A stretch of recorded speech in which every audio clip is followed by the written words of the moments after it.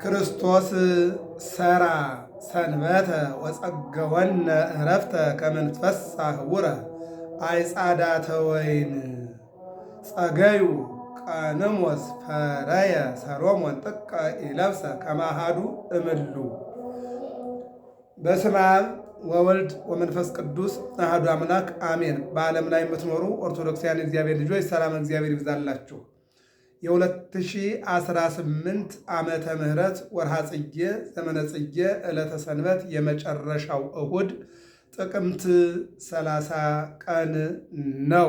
እንግዲህ ባለፈው እንደተነጋገርነው የ2018 ዓመተ ምህረት ጽጌ 5 ሰንበት ወይም ዕለተ ሰንበት ዕለተ እሁድ 5 ብቻ ነው። እነዚህም 2፣ 9፣ 16፣ 23፣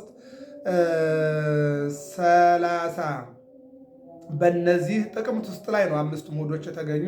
አሁን ማጠናቀቂያው ላይ ነው ያለነው ማለት ነው። ያው እንደተለመደው መጀመሪያ መዝሙሩን፣ ከዛ ደግሞ መልእክታቱን፣ ከዚያ ምስባኩን፣ ከዛ ወንጌሉን ይዘኑ እንደመጣን እንነጋገራለን። እግዚአብሔር አምላክ የጊዜ ባለቤት እርሱ ነውና ሁላችንም እንዲያስተምረን መልካም ፈቃዱ ይሁንልን። ምንድን ነው የሚለው? ክርስቶስ ሰራ ሰንበተ ወጸገወነ ዕረፍተ ከመ ንትፈሳህ ህቡረ። ይህን እንግዲህ ያለው ቅዱስ ያሬድ ነው። ቅዱስ ያሬድ ማኅቶተ ቤተ ክርስቲያን ይባላል። የቤተ ክርስቲያን መብራት በ6ኛው ሺህ ክፍለ ዘመን የተገኘ ህዳር 6-7 አስተምሮ በተባለው ወደ ሰማይ ተነጥቆ ኢዮርራማ ኤረር በመላእክት ከተማ ጸዋትወ ዜማን ተምሮ የመጣ ዋይ ዜማ ዘሰማይኩ በሰማይ መላእክት ቅዱሳን፣ እሱም ሲመሰክር ይህን ዜማ የሰማሁት ቅዱሳን ከሆኑ ከመላእክት ነው ብሎ ዜማውን ይዞ የመጣው ከመላእክት እንደሆነ የተናገረ ታላቅ አባት ነው። ወባቲ ለዛቲ ቤተክርስቲያን ሥርዓተ መላእክት አርያ ዘበሰማያት ቤተክርስቲያን ስትትሜሰል በጽርሐ አርያም ዘላዕሉ ይላል። እዚህ ላይ ነው እንግዲህ በጽርሐ አርያም ዘላዕሉ በኢዮር በራማ በኤረር በሦስቱ ከተሞች በእነዚህ በመላእክት መንደር በመላእክት ቤት ትመሰላለችልና ቤተ መቅደሱ ቅድስቱ ማሕሌቱ በእነዚህ በሦስቱ በመቅደሱ ቅዳሴው፣ በቅዱሱ ሰዓታቱ፣ በማሕሌቱ ስብሐተ ነግህ ይቆማል። ስለዚህ የቤተክርስቲያኗ ስርዓት ሰማያዊ ነው የሚለውን የነገረን ቅዱስ ያሬድ ከመላእክት ጋር ዘምሮ የመጣ እሱ ነው።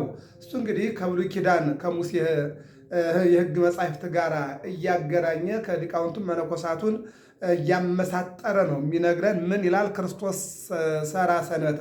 ክርስቶስ ሰንበትን ሰራ ነው። ማን? ክርስቶስ። ኦሪት ዘጸአት ምዕራፍ 20 ኦሪት ዘዳግም ምዕራፍ 5 ላይ እነሆ በጽላቱን ሲሰጠው በጽላቱ ላይ 10 ሕግ አለ። ከ10ሩ ሕግ አንዱ ሰንበትን አክብር ነው። እዚህ ሕግ ላይ አድርግ አለ፣ አታድርግ አለ።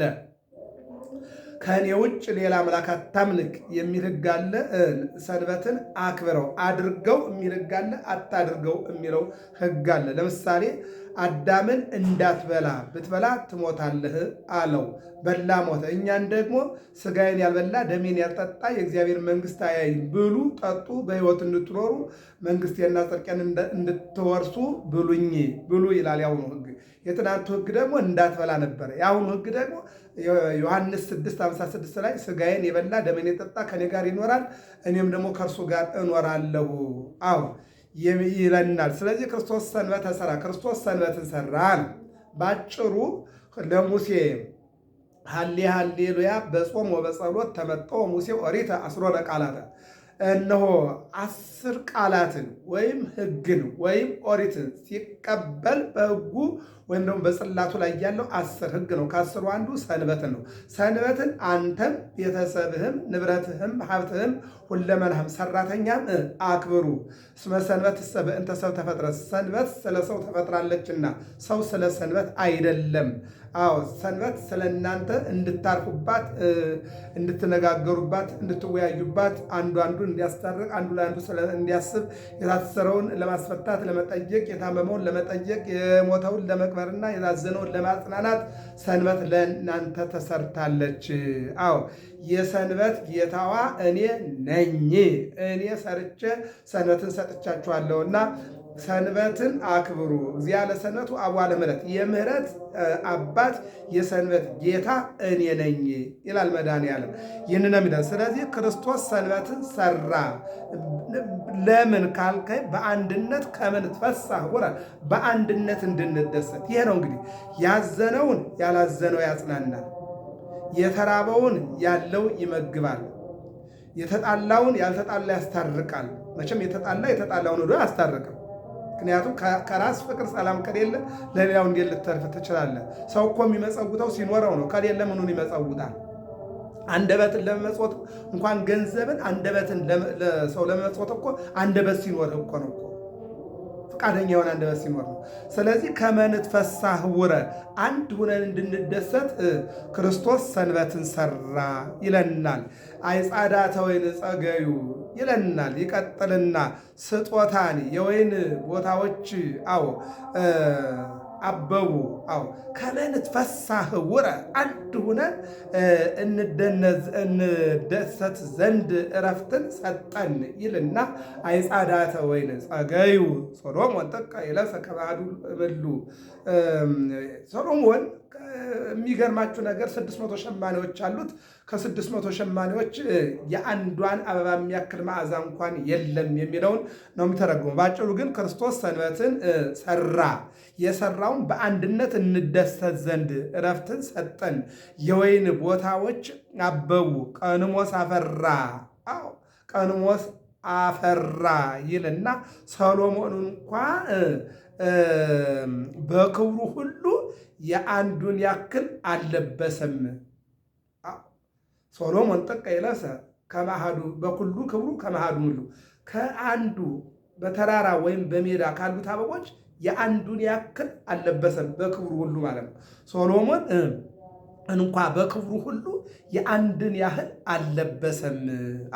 በእጽዋት አካል የተገኘው አበባ እጽዋትን እንደሚያሳምራቸው ሰው ከባህሪው ጋር ተስማምቶለት ይለብሰው ዘንድ የተሰጠው አዲስ ልብስ ክርስቶስ እንጂ ምድራዊ ነገር አይደለምና ሰሎሞን በክብሩ ያገኘው ሁሉ ክብርን ሊሰጠው አልቻለም። እኛም ክርስቶስን ለብሰን በክርስቶስ አንድነት እንደሰት ዘንድ ለዘላለም እረፍትን እግዚአብሔር ሰጠን፣ እንሰራለን፣ አቀዳጀን፣ አጎናጸፈን። ክብርና ምስጋና ለመድኃኔዓለም ይሁን። ይህንን ነው የሚናገረው። የሚገርመው ነገር ሰሎሞን በገንዘብ የተገዛ በሸማኔ የተስተካከለ ብዙ ጋቢ አለው፣ ብዙ ልብስ አለው። ነገር ግን የአንዷን አበባ መዓዛ ያክል እንኳን አይኖረውም፣ ሊኖረውም አይችልም። በመሬት ላይ ግን በእግዚአብሔር ፈቃድ የሚበቅሉ እጽዋት ግን መዓዛቸው መዓዛሆሙ ለቅዱሳን ከመ ጽጌ ደንጎላ ዘውስተ ቈላት፣ የቅዱሳኑ መዓዛ እንደ በረሃ አበባ ነው፣ እንደ ደጋ አበባ ነው የቅዱሳኑ መዓዛ። ይኸው እነሆ ስንጾም ስንጸልይ ሰላም ፍቅር በእኛ ላይ ሲኖር ምን ሆነ? መዓዛችን ይሸታል። ክርስቶስ ድንግል ማርያምን ቅዱሳን እንደዚያ ናቸው። ነገ መንፈስ ቅዱስ አሁን ዛሬ በቤተ ክርስቲያናችን አስተምሮ 30 ካን ዮሐንስ መጥምቅን ነው የምናስበው አይደለም፣ ማርቆስን ነው የምናስበው አይደለም። መዓዛቸው የሸተተ ወንጌል ሕይወት ሰማዕትነት ማርቆስ የግብፅን ምድር የለወጠ፣ ዮሐንስ ደግሞ ፀሐይ ፍኖት መንገድ ጠርጎ የክርስቶስን አምላኩን ያስተዋወቀ፣ ምዕመናኑን አስተምሮ መክሮ ወደ እግዚአብሔር ያቀረበና ከእግዚአብሔር ጋር ከአምላካቸው ጋር ያገናኘ ሐዋርያ ነው የሚለውን መተርጎም መቻል ነው። ስለዚህ ምን ይላል? ክርስቶስ ሰንበትን ሰራ ነው። የሰራልንም በአንድነት እንደሰት ዘንድ ነው፣ ለዚያም እረፍትን ሰጠን ይላል። ይቀጥልና የወይን ቦታዎች አበቡ፣ ቀንሞስ አፈራ። ሰሎሞን እንኳን በክብሩ ሁሉ ያንድን ያህል አልለበሰም። ከእጽዋት አካል የተገኘ አበባ እጽዋትን እንደሚያሳምራቸው እጽዋቱ እኮ አበባቸውም ልምላሜያቸውም ከራሳቸው የወጣ ነው፣ ከራሳቸው የተገኘ ነው፣ ከሌላ የወጣ አይደለም። አበባቸው ይነስም ይብዛ ይስፋም ይጥበብም ከራሳቸው ባህሪ እየተገኘ ነው ማለት ነው። እንደሚያሳምራቸው ሰው ከባህሪው ጋር ተስማምቶለት የለብሰው ዘንድ የተሰጠው አዲስ ልብስ ክርስቶስ እንጂ ምድራዊ ነገር አይደለምና ሰሎሞን በክብሩ ያገኘው ሁሉ ክብሩን ሊሰጠው አልቻለም። እኛም ክርስቶስን ለብሰን በክርስቶስ አንድነት እንደሰት ዘንድ የዘላለም ዕረፍትን ሰጠን። ክብርና ምስጋና ለመድኃኔዓለም ይሁን። ቅዱስ ያሬድ እንግዲህ የነገረን የመጀመሪያው መዝሙር አለፈ ክረምት በጊዜው አለፈ ክረምታል፣ ሁለተኛውን ኪነ ጥበባል፣ ሶስተኛውን ወመኑ መሐሪያል፣ አራተኛውን ያው ጸጋዬ ወይን ብለን የወሰድነው። ከዚያ ቀጥሎ እንግዲህ ምንድን ነው ያልነው? ክርስቶስ ሰራ ነው ያልነው። እንግዲህ በዚህ ውስጥ አንዳንድ ቦታ ላይ በጊዜውን አመጣው። አሁን በእኛ በጊዜው መጀመሪያ ላይ ተወድሶ ስላል በጊዜው ቀርቷል ማለት ነው። ተወድሶ ኪነ ጥበብ ወመኑ መሐሪ ብለን ከመጣን ጸጋዬ ወይን አራተኛው ናልና አምስተኛው ክርስቶስ ሰራል። በአጭሩ እኔ በያዝኩት አገልግሎት ዘንድሮ በጊዜው አላገኘም ማለት ነው። ለምን ከተባለ ተወድሶ ጀመርን፣ ኪነ ጥበቡ አልን፣ ሶስተኛው ወመኑ መሐሪ አልን፣ አራተኛ ጸጋዬ ወይን አልን፣ አምስተኛ ክርስቶስ ሰራ ብለን አጠናቀቅን። ስለዚህ በጊዜው ዘንድሮ ያልፈዋል ማለት ነው። እግዚአብሔር አምላክ ሁላችን እንዲባርከን መልካም ፈቃዱ ይሁን። ቀጥሎ የመጀመሪያው ዲያቆን የሚያነበው ነው። የመጀመሪያው ዲያቆን የሚያነበውን ስንመለከት ቆላሲስ 1 ላይ ነው። እንደው እዚህ ላይ ቁጥር 2 ላይ እንመልከት። እንዲህ ይላል፣ ስለዚህም እኛ ዜናችሁን ከሰማን ጀምሮ በፍጹም ጥበብና በፍጹም መንፈሳዊ ምክር የእግዚአብሔርን ፈቃድ ማወቅን ትፈጽሙ ዘንድ ስለ እናንተ መጸለይንና መለመንን አልተውንም ይላል። አንዱ ለአንዱ መጸለይ፣ አንዱ ስለ አንዱ ማሰብ፣ አንዱ ስለ አንዱ ሊገደው ይገባል። አሁን በሀገራችን ላይ የምናየው አንዱ ሟች፣ አንደኛው ገዳይ፣ አንደኛው አሳዳጅ፣ ሌላኛው ተሰዳጅ፣ አንዱ በይ አንዱ ተመልካች ነው። አንዱ በአንዱ ላይ ሲጨክን ነው። አንዱ ሲገለው ነው። ባለስልጣኑ፣ ባለሀብቱ፣ ባለጉልበቱ ዛሬ ጨካኝ የሆነበት ዘመን ነው በእውነቱ። አሁን መቼም ወንዝ ተሻግሮ ድንበር ደፍሮ የመጣ ኃይል የለም። እኛው ራሳችን በራሳችን ነው የምንበላለው። ሕፃናት በየሜዳው እየወደቁ ምን የማያውቁ ሕፃናት፣ መውጫ መግቢያ የማያውቁ ቀኑና ሌሊቱን የማያውቁ ሕፃናት በማያውቁት ነገር እንዳለመታደሩ ነው በዚህ ዘመን ተወልደው እያለቁ ነው ያለ። ወጣቱ አምርቶ በልማት ማደግና ለሀገሩ ጥሩ ወገን መሆን ሲገባው በየሜዳው እንደ ቅጠል እየረገፈ ነው። አረጋውያን ያለ ጧሪ ያለ ቀባሪ እየቀሩ ነው። እናቶቻችን ያለ ጧሪ ያለ ቀባሪ እየቀሩ ነው። ስለዚህ አሁን እንደው ትናንትና ሽማግሌ ሰማይ ተቀደደ ቢባል ሊሰፋ ሄዳል ሲባል እንሰማ ነበር። ዛሬ ላይ ግን እርስ በርስ እንኳን የሚያስታርቅ አባትም የሃይማኖት አባትም ሽማግሌም ያጣች ሀገር ኢትዮጵያ ናት። ኢትዮጵያ ግን ታሪኳ ይሄ አይደለም። ከውጭ የመጡ ቅዱሳንን የመጡ አባቶችን እንደ ክርስቲያንም እንደ ሙስሊምም ተቀብላ በሀገሯ ዶሮ ከመዶሮ እንተታስተጋብ ጎልያ ታይተከረፊያ ዶሮ በክንፏ ጫጩቶቿን ሰብስባ እንደምትመግብና እንደምትይዝ እነሆ ኢትዮጵያ ሁሉን ሰብስባ የያዘች ሀገር ነበረች ናት። ነገር ግን አሁን ያለው ትውልድ የሚጨካከልና የሚገዳደር ሆነ። ግን ታሪክ ምን ይላል? እነሆ አንዱ ለአንዱ መጸለይ ነው ያለበት። እንዲህ ነው ቅዱስ ጳውሎስ ምን አለ?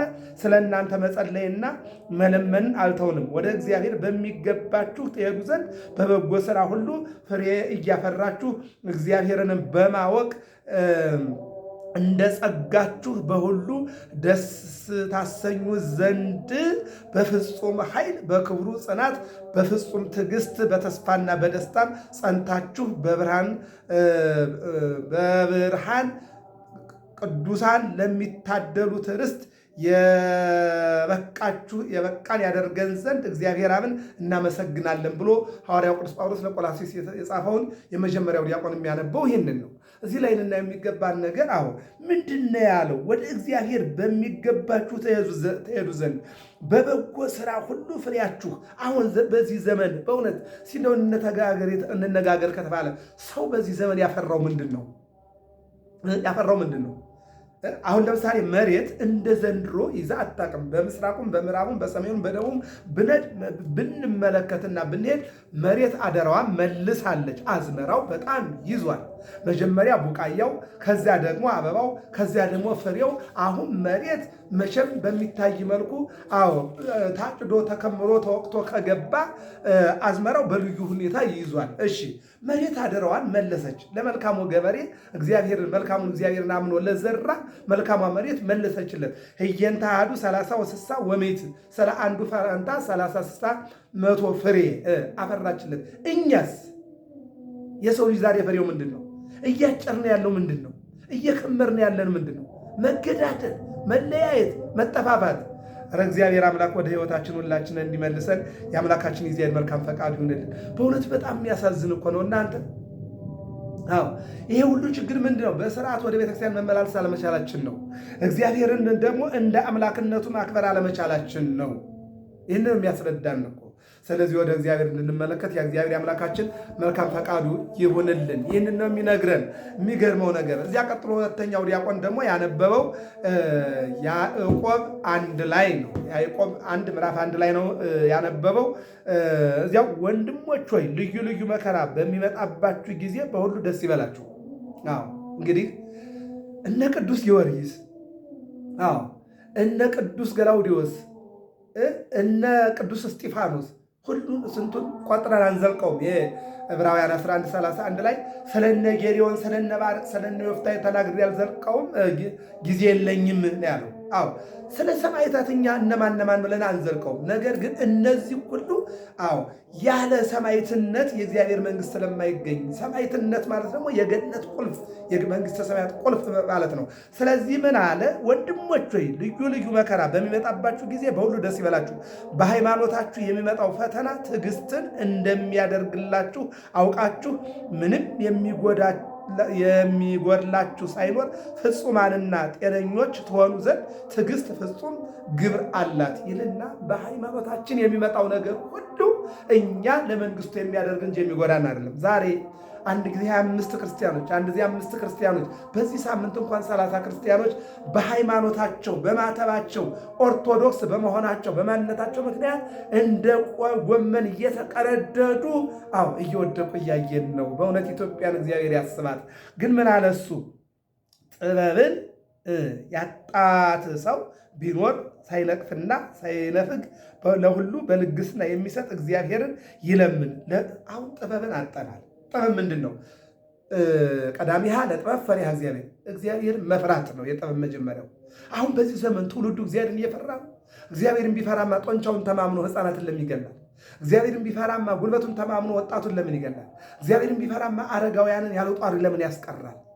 ጥበብ ጎሎናል። ስለዚህ ጥበብ ሲጎላችሁ ጥበብን ከሚሰጥ ከእግዚአብሔር ጠይቁ ነው የሚለን። ይቀጥልና የሚጠራጠር በነፋስ የሚገፋ የሚናወጥ የባህር ማዕበልን ይመስላልና ለዚያ ሰው ከእግዚአብሔር ምንም የሚያገኝ አይምሰለው።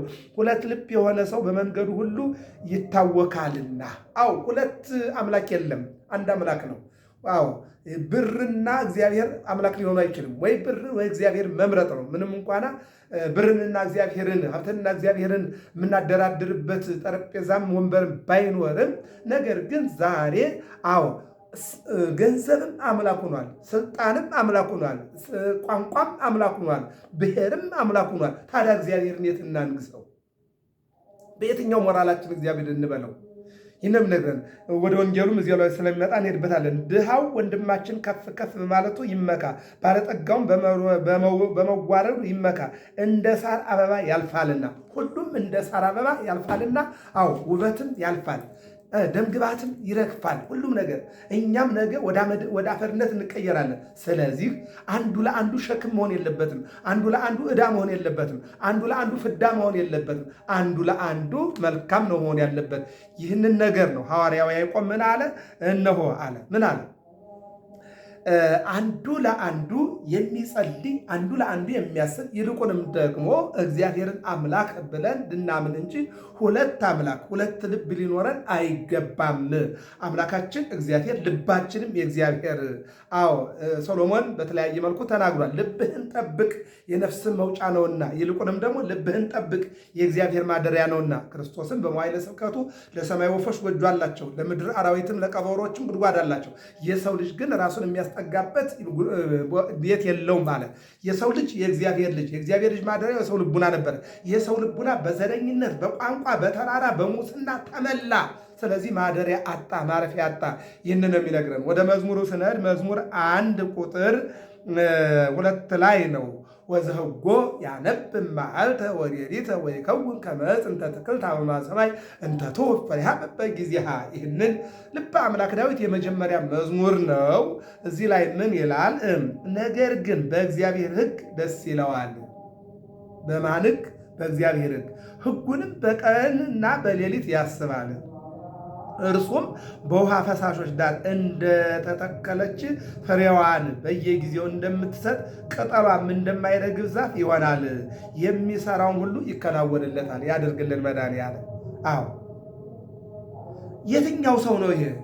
ፍካሬ ጻድቃን ብሎ ይጀምረዋል። ምስጉን ነው በክፉዎች ወንበር በክፉዎች ምክር ያልሄደ፣ በክፉ ምክር ያልሄደ። በነገራችን ላይ አሁን ዛሬ የዓለም ችግር የአማካሪ ችግር።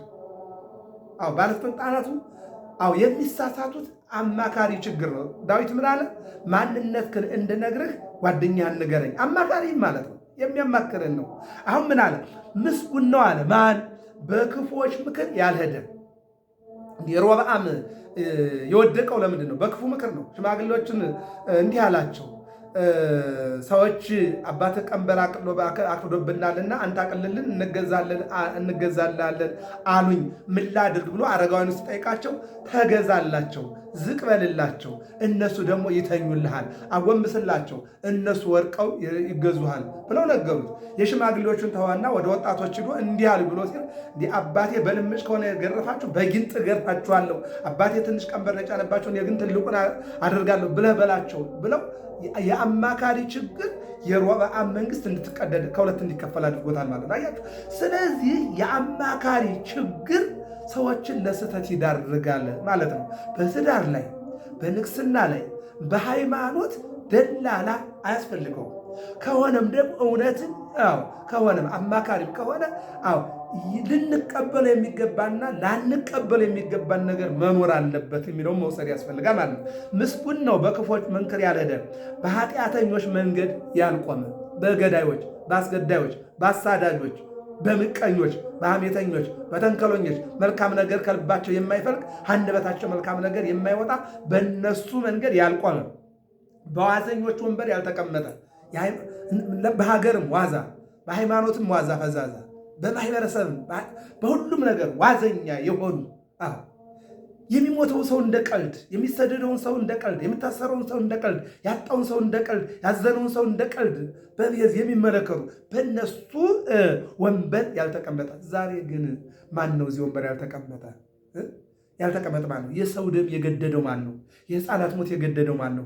የአረጋውያን ሞት፣ የወጣቱ ሞት፣ ይልቁ ደግሞ ፍልሰት፣ አገር እየጣሉ ወደ ውጩ ዓለም የውጩ ዓለም አሞራ እየበላቸው የውጩ ዓለም ባህር ደማቸው ተቀላቅሎ በየመንና በተለያዩ ቦታ ላይ ስንት ኢትዮጵያውያን ናቸው ዛሬ አሞራ እየጎተታቸው ያለ? ስንት ወጣቶች፣ ስንት አረጋውያን፣ ስንት ምሁራን ተምረው ማስተማር ሲችሉ ተምረው ዶክተር ሆነው ቤተሰባቸውን ወገናቸው መርዳት ሲችሉ መኖር አቅቷቸው መለወጥ አቅቷቸው አሞራ ይብላል። አንዲ አብየ ሰማያዊ ዘመና ወልደ ይበላለች ልጄን የበላ አሞራ እኔን ይብላኝ ብላለች እናት በባለቅኔው ላይ ማለት ነው። ስለዚህ ዛሬ አሞራ ይብላን እያሉ በየሰው ሀገሩ ሜዳ ላይ በማያውቁት መልክዓ ምድር እየሞቱ የቀሩ ስንቶቹ ወጣቶች ናቸው። ወደ ሕይወታችን ይመልሰን መድኃኔዓለም። ነገር ግን በእግዚአብሔር ሕግ ደስ ይለዋል፣ ሕጉንም በቀንና በሌሊት ያስባል። የትኛው? በክፎች ምክር ያልሄደ፣ በኃጢአተኞች መንገድ ያልቆመ፣ በዋዘኞች ወንበር ያልተቀመጠ፣ ነገር ግን በእግዚአብሔር ሕግ ደስ ይለዋል። ይልና ሕጉንም በቀንና በሌሊት ያስባል። አየው፣ ሕጉ ምንድን ነው? አትግደል፣ አትግደል። በወንድም ላይ መቀኛቱን፣ የወንድምህን ሚስት አትንካ፣ ሀብቱንም ንብረቱን አትንካ። ሕጉ ይህን ነው የሚለው። ዛሬ ግን የማይገል ማን አለ? የማይቀማ ማን አለ? የማይዘርፍ ማን አለ? እያፈነ ሕፃን እስከ አረጋዊ ድረስ ዛሬ አገሯ ኢትዮጵያ ናት ወይ ብለን ጥያቄ ውስጥ እስክንገባ ድረስ እየሆነን ያለ። ይቀጥልና ሕጉን በቀንና በሌሊት ያስባል። እርሱም በውሃ ፈሳሽ ዳር እንደተተከለች ሁልጊዜ ለምለም፣ ሁልጊዜ አበባ፣ ሁልጊዜ ፍሬ ማለት ነው።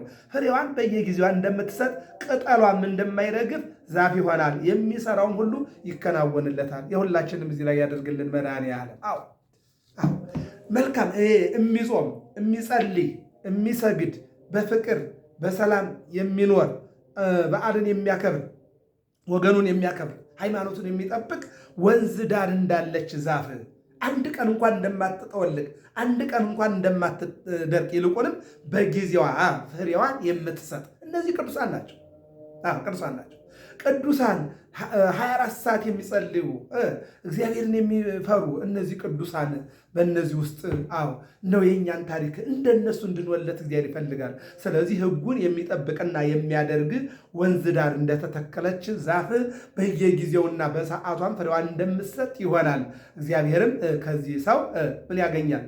ምስጋና፣ በረከት፣ ረድኤት ይልቁንም ደግሞ የሥራው ፍሬ፣ የሃይማኖቱ ፍሬ፣ የምግባሩ ፍሬ፣ የሰላሙ ፍሬ፣ የፍቅሩ ፍሬ በእግዚአብሔር ዘንድ ይቀርባል። እግዚአብሔርም በትንሹ ታምንሃልና በትልቁ እሾምሃለሁ። ትንሽ የተባለ የዚህ ዓለም ዕድሜ ነው። ምክንያቱም የተመጠነ የተቆጠረ ነው። ዕድሜያችን 70-80 ነው። ከዚህ በላይ ያለው ትርጉም የለውም። በዚያኛው ዓለም ግን ዕድሜ አይቆጠርም። እነሆ ማረስ የለ፣ መቆፈር የለ፣ መውጣት የለ፣ መውረድ የለ። በአንድ አይነት ሆኖ እግዚአብሔርን እያገለገሉ መኖር የዚያ ዜጋ ትሆናለህ ነው። ወደ ወንጌሉ ስንሄድ የማቴዎስ ወንጌል ምዕራፍ 6 ቁጥር 25 ላይ ነው ያለው። እንደ ከኋላ ጀምረን ስንመለከተው የወንጌል 4 ነገሮችን ያሳስበናል። አንደኛው የመጀመሪያው ስለ ምጽዋት ይናገራል። ስለ ምጽዋት ለሰዎች ትታዩ ዘንድ ምጽዋታችሁን በሰው ፊት እንዳታደርጉ ተጠንቀቁ፣ ያለዚያ በሰማይ ያለው አባታችሁ ዘንድ ዋጋ የላችሁም ይልና ሰው ቁጥር 1 መመጽወት አለበት። መኖርክን የምታውቀው ሀብታም ስለሆንክ ባለስልጣን ስለሆንክ ብር ስላለህ ስለምትበላ ስለምትጠጣ ስለምትለብስ ሳይሆን ስለምታካፍል የምትመጸውት ከሆንክ ለሰው ላጣ የምትሰጥ የምታዝም ከሆንክ የሐዋርያት ሥራ ምዕራፍ 3 ላይ እነ ቅዱስ ጴጥሮስ ያ ደካማ በመሰዊያው በር ላይ ተኝቶ የኖረው ድቃቂ ሳንቲም ይጥሉልኛል ብሎ ሲጠብቅ እኛ አንተ የምትጠብቀውን አንሰጥህም፣ ሰዎች አልሰጡህን እንሰጥሃለን፣ በናዝሬቱ በኢየሱስ ክርስቶስም ተነሳና ወዲያና ወዲህ በል ሲሉት ብድግ አለና መጓዝ ጀመር። አየው፣ ገንዘብ ባይኖርህ ወርቅ ባይኖርህ ብዙ ነገር ትሰጣለህ ማለት ነው። ስለዚህ የመጀመሪያው ምጽዋት ነው። ቀጥሎ ደግሞ ሁለተኛው ጸሎት ነው። ጸሎት ተናግሮ ምስለ እግዚአብሔር። ጸሎት ማለት ከእግዚአብሔር ጋር መነጋገር ማለት ነው። ከእግዚአብሔር ጋር መነጋገር። ስለዚህ አንደኛው ምጽዋት ሲሆን ሁለተኛው ጸሎት ነው። ጸሎት ክርስቲያን በጊዜውም ያለ ጊዜውም ጧትም ቀንም እንደውም ምንድን ነው የሚለው ነቢዩ ሙሴ እመኒ እንዘትነውም ስትተኛ፣ ወመኒ እንዘትነሳ ስትነሳ፣ ወመኒ እንዘትሐውር ስትራመድ፣ ወእመኒ እንዘትነብር ስትቀመጥ ኢትርሳ ተዘክሮት እግዚአብሔር አምላክከ የእግዚአብሔርን ስም ከመጥራት ወደኋላ እንዳትል ይልቁንም እንዳትረሳ ይለናል። ስለዚህ በማቴዎስ ወንጌል ምዕራፍ 6 ላይ የምናያቸው 4 ነገሮች የመጀመሪያው ምጽዋት ነው። ሁለተኛው ደግሞ ምጽዋት ነው። ሁለተኛው ደግሞ ጸሎት ነው። ሶስተኛው ደግሞ ጾም ነው። ጾም በኢትዮጵያ ኦርቶዶክስ ተዋሕዶ ቤተክርስቲያን 4 አይነት በዓላቶች አሉ። በብሉይ ኪዳን 3 ነው። አሁን እኛ ባለንባቸው ደግሞ በጣም ጉልህ የተባሉ የሰው ልጅ ጾሞና ጸልዮ ድሃዎችን ሊረዳበት የሚችላቸው ከ7ቱ አጽዋማት ለምሳሌ ገናን የጌታ ልደት አይተን በልደቱ ፋሲካን የጌታን ትንሣኤ አይተን በትንሣኤው ጾመ ፍልሰታን እነሆ ጾመ ፍልሰታን ደግሞ የእመቤታችን የድንግል ማርያምን ትንሣኤዋን አይተን ሌላው ደግሞ እነሆ ጌታችን መድኃኒታችን ኢየሱስ የነነዌ ሰዎች 120 ሺህ መውጣቸውና መግቢያቸውን ያላወቁ እነሱን እንዴት አድርጎ እንዳዳናቸው አስበን ለድሆቹ የምንመጸውትበትና የምንጸልየው ጸሎት ነው። አራተኛውና የመጨረሻው የዛሬው ወንጌል ነው። ይህንን አንብና ትምህርታችንን ጨርስ። ሰላም እግዚአብሔር ከሁላችን ጋር ይሁን። ምንድን ነው የሚለው የዛሬው ወንጌል? የማቴዎስ ወንጌል ምዕራፍ 6 ቁጥር 25 ጀምሮ ነው። ቃሉን እንመልከተው። ስለዚህም እላችኋለሁ ለነፍሳችሁ በምትበሉትና በምትጠጡት ለሥጋችሁም በምትለብሱት አትጨነቁ። ይህ ወንጌል እንግዲህ ያው ባለፈው ተነቧል። በሌሎች ወንጌል ላይ በእኛ አስተምሮ በኔ ሚዲያ ላይ አልተማርነውም። በሌሎች ደግሞ ያው ታይ ቤትና ላይ ቤት የሚል አገልግሎት ስላለ ተምራችሁት ሊሆን ይችላል። ዞሮ ዞሮ ግን በዚህ በእኛ ሚዲያ ላይ ስላልተማርነው አጠር አድርገን እንመልከተው። ስለዚህ እላችኋለሁ ለነፍሳችሁ በምትበሉትና በምትጠጡት ለነፍሳችሁ በምትበሉትና በምትጠጡት ለስጋችሁም በምትለብሱት አትጨነቁ። ነፍስ ከምግብ አልትበልጥምን? ሥጋስ ከልብስ አይበልጥምን? የሚያይዘሩና የማያጭዱ በጎተራም የማይሰበስቡ የሰማይ ወፎችን ተመልከቱ። ነጽሩ አዕዋፈ ሰማይ እያረሩ ወይዘሩ ወያስተጋቡ። እናንተ ለነፍሳችሁ በምትበሉትና በምትጠጡት ለሥጋችሁ ደግሞ በምትለብሱት አትጨነቁ። ምን ማለት ነው ብለን ስንወስደው ነፍስና ሥጋ እስመ ነፍስ ተሐድር በደም ነፍስ የምታድረው በደም ነው። እንደገና ደግሞ ሥጋ የሚያስፈልገው ልብስ ነው። ምግብን ከደም ጋር ልብስን ከሥጋ ጋር አገናኘው። ምንድን ነው ከተባለ ኦሪት ዘፍጥረት ምዕራፍ 2 ቁጥር 7 ላይ የሥጋ ባህሪ እሳት፣ ውሃ፣ ነፋስ፣ መሬት አፈር ማለት ነው። እነዚህን ሸክላ አደረገና ወነፋ ላይ ሊሆ መንፈሰ ሕይወት የሕይወት እስትንፋስን እፍ ሲልበት ሰው ሆነ። አሁን ነፍስና ሥጋ ተዋሃዱ። ምንድነው? ነፍስ ያደረችው ደም ላይ ነው። ሥጋ ደግሞ የመጣው ከአራቱ ባህርያት ነው። ነፍስ የመጣችው ደግሞ ከሦስት ባህርያት ነው። ነባቢት የምትናገር፣ ለባዊት የምታስተውል፣ ሕያዊት ዘላለማዊ የሆነች እሷን አመጣና ሲያደርግበት ተንቀሳቃሽና የሚናገር ሆነ ማለት ነው። ስለዚህ ምንድን ነው? እስመ ልብሱ ለሥጋ ሞገሱ፣ ልብስ የሥጋ ሞገስ ነው። ነፍስ ደግሞ በደም አድራ ሰው የሚለውን የምታመጣ ክቡር ሰው ያመጣች በነፍስ ነው ማለት ነው። እና ስለዚህ ምን አለ ወንጌሉ ቅዱስ ማቴዎስ እንደጻፈው ለነፍሳችሁ በምትበሉትና በምትጠጡት። አያችሁ፣ ምክንያቱም ነፍስ ከወጣች ሥጋ የሚባለው ምንድነው? አስከሬን ነው የሚባለው። ነፍስ ከወጣች ማለት ነው። ምን ይላል? 7 ማኅበራት አሉ ይላል ተርጓሚ። 7 ማኅበራት፣ 3ቱ ባህርያተ ነፍስ፣ 4ቱ ባህርያተ ሥጋ ማኅበራት ናቸው፣ ድርጅቶች ናቸው። ከ7ቱ አንዱ ከጎደለ ወይም ደግሞ የነፍስ ባህሪ 3 ነው፣ የሥጋ ባህሪ 4 ነው። የነፍስ ባህሪ አንድ አድርገን ወስደ ነው በነፋስ ማለት ነው። ነፋስ ከወጣ ከዚያ የሚቀረው ምንድን ነው? ቀጥሎ ደግሞ ሙቀት ይወጣል። ከዚያ ደግሞ ውሃ ይወጣል። ከዚያ የሚቀረው ምንድን ነው? አስከሬን አፈሩ ይቀራል ማለት ነው። ስለዚህ እነዚህ ማኅበራት አንድ ሆነው ነው መኖር የሚችሉት። ለዚህ ነው በወንጌሉ ክርስቶስ ሠራ ሰንበተ ከመ ንትፈሥሐ ህቡረ፣ አንድ ሁነን እንድንደሰት ክርስቶስ ሰንበትን ሠራ እንዳለው ሁሉ እነሆ ሰው ከ7ቱ ባህርያት ማለትም ከ2ቱ ባህርያት ከሥጋና ከነፍስ ባህሪ ወይም ደግሞ በዝርዝር ቅድም ከተናገርናቸው 3 የነፍስ ባህሪ 4 የሥጋ ባህሪ ከነዚህ ማኅበራት አንድ ሆኖ ተደስቶ እንዲኖር እንጂ እንዲያዝን እግዚአብሔር አይፈልግም ማለት ነው። ይቀጥልና ለሥጋችሁም በምትለብሱት አትጨነቁ። ነፍስ ከምግብ አትበልጥምን? ሥጋስ ከልብስ አይበልጥምን? እነሆ የማይዘሩ ማሳ የሌላቸው ዘር የሌላቸው ቤት የሌላቸው ነገር ግን እግዚአብሔር የሚመግባቸውን ወፎችን ተመልከቱ። ወፎችን ተመልከቱ። ማሳ የላቸው፣ መሬት የላቸው፣ የሚቆጠር ሀብት የላቸው፣ ኑሮ የላቸው። ነገር ግን እግዚአብሔር ይመግባቸዋል ይልና እነሱም ደግሞ ምን ይላል? ይበራሉ። ቅዱስ ሚካኤል በአንድ ወቅት አንድን ሰው እንዲህ ብሎታል። ሚካኤል አብላኝ፣ ሚካኤል አጠጣኝ ይለዋል። የት ዘራህ? የት ነገርክ? የትኛውን ልባርክልህ ይላል። አዎ ወፎችም አሞራዎችም በረው ይሰበስባሉ። ማሳ የላቸውም፣ አይዘሩም፣ አያጭዱም ነው እንጂ እነሆ በረው ግን ይመገባሉ፣ እግዚአብሔር ደግሞ ይሰጣቸዋል የሚለውን ነው የሚተረጉ ማለት ነው። ይቀጥልና ሰማያዊ አባታችሁም ይመግባቸዋል፣ እናንተ ከእነርሱ እጅግ ትበልጡ የለምን? ከእናንተ ተጨንቆ በቁመቱ ላይ 1 ክንድ መጨመር የሚችል ማን ነው? ስለ ልብስስ ለምን ትጨነቃላችሁ? ነጽሩ ጽጌያተ ገዳም፣ የምድረ በዳ አበባዎችን ተመልከቷቸው። አው እነሱ ይበቅላሉ፣ እነሱ ያብባሉ።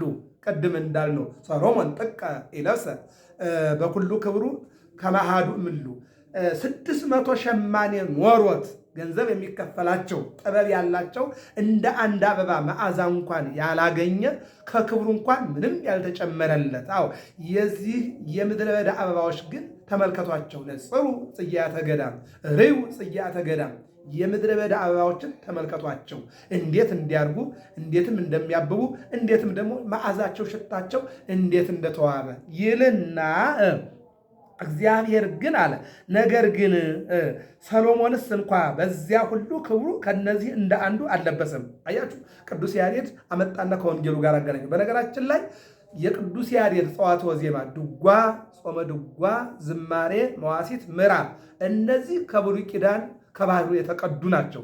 ለዚያ ነው እዚያ ጋር ሰሎሞን ጥቀ የለብሰ ከማዱ ምሉ የሚለውን አመጣና ሰሎሞንስ እንኳ በዚህ ሁሉ ክብሩ ከነዚህ እንደ አንዱ አልለበሰም። እግዚአብሔር ግን ዛሬ ያለውን ነገም ወደ እሳት ምድጃ የሚጣለውን የምድረ በዳ እሳት እነሆ እንደዚህ የሚያለብሰው ከሆነ እናንተ ሃይማኖት የጎደላችሁ እናንተንማ ይልቁን እንዴት እንግዲህ ምን እንበላለን፣ ምን እንጠጣለን፣ ምንስ እንለብሳለን ብላችሁ አትጨነቁ። ይህንስ ሁሉ አሕዛብ ይሹታልና ለእናንተ ግን ሰማያዊ አባታችሁ ይህን ሁሉ እንድትሹ ያውቃል። እናንተስ አስቀድማችሁ አንትሙሰ ህሱ መንግሥቶ ጽድቆ የእግዚአብሔር መንግሥት ጽድቁንም ፈልጉ፣ ይህም ሁሉ ይጨመርላችኋል። ለነገ አትጨነቁ፣ ነገ ለራሷ ታስባለችና ለነገይቱ ክፋቷ ይበቃታልና። ክርስቶስ ሰራ ሰንበተ፣ ክርስቶስ ሰንበት ሰራ። አንድ ሁነን እንድንደሰት ገብረ መስቀል ሚዲያ ነው። ሰብስክራይብ፣ ላይክ፣ ሸር አድርጉ።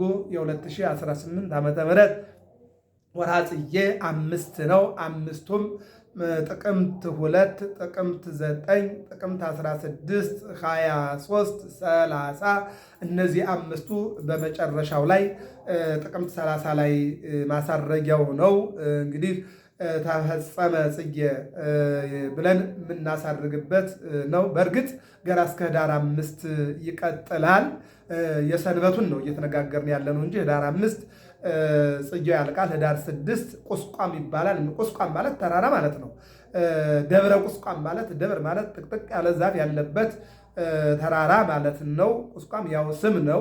በአጭሩ ግን እመቤታችን ዘመነ 1 ዓመት ወአዝማነ 2 ዓመት ወመንፈቃዲ 3 ዓመት ከ6 ወር ተሰዳ 1262 ቀን ተንከራታ ተመልሳ ከልጇ ጋር በደብረ ቁስቋም ያረፈችበት ተራራ የተራራው ስም ነው ማለት ነው።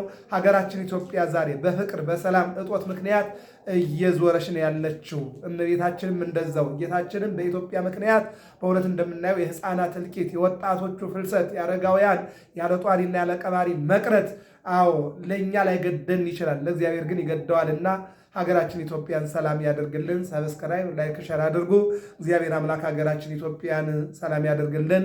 ቅል አንጠልጥሎ ልጅ አዝሎ ከመሰደድ ይሰውራችሁ የተባለው አሁን ላይ ያለው ወገናችን ወደ ውጩ ዓለም ላይ በመፍለስ በመሰደድ የውጩ ዓለም አሞራ በልቶ እንዲጠግብ ባህሩ ወደ ደምነት እንዲቀየር ይልቁንም ደግሞ በማያውቁት መልክዓ ምድር ላይ በሀገራቸው ተምረው ውጤት ያላገኙ ይልቁንም ደግሞ እንጀራ ያላገኙ ብዙ ወገኖቻችን ልጆቻችን በሙሉ ዛሬ ዜናው የሚዘግበው የእኛን ልጆች ሞትና ፍልሰት ስደት ነውና ሀገራችን የትናንት ልልናዋን መልሶ ፍቅሯን ሰላሟን መልሶ ሰላም እንዲያደርግልን መልካም ፈቃድ ይሁንልን። ሰላም እግዚአብሔር ከሁላችን ጋር ይሁን።